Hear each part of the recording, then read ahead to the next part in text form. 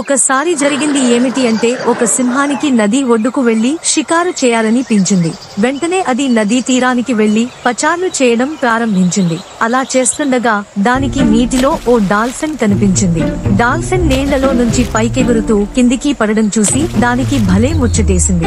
చాలాసేపు డాల్ఫిన్ ఆటలను అలా చూస్తూ ఉండిపోయిన సింహం, నీటిలో ఇలా విచిత్ర విన్యాసాలు చేసే జంతువు మరొకటి లేదు.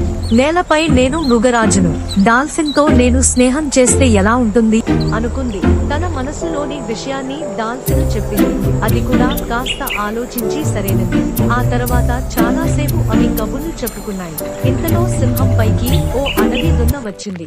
సింహం దానితో తీవ్రంగా పోరాడింది. కాని నదీ తీరంలో ఇసుక ఎక్కువగా ఉండటంతో అంత బలంగా పోరాడలేకపోయింది. తనకు సాయం చేయమని డాల్ఫిన్ ను కోరింది. నేను నీటిలో ఏమైనా చేయగలను, నేల మీదకు వస్తే అశక్తురాలిని అని చెప్పి చూస్తూ ఉండిపోయింది.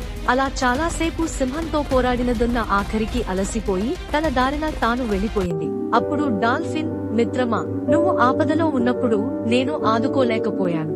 ఇక మన స్నేహానికి అర్థమేమిటి? నేను నీకు మిత్రుడిగా ఉండటానికి తగను అని బాధపడింది. అప్పుడు సింహం, నువ్వు నేలపై పోరాడగలిగితే నన్ను ఆదుకునేదానివే కదా. ఒకవేళ నీకు నీటిలో ఏదైనా ఆపద సంభవిస్తే నేను కూడా సాయం చేయలేను. ఎందుకంటే నేను నేలపైనే బలవంతుణ్ణి, నీటిలో కాదు. ఎలాంటి లాభాపేక్ష లేకుండా చేసేదే స్నేహం. కాబట్టి నువ్వు బాధపడాల్సిన అవసరం లేదు.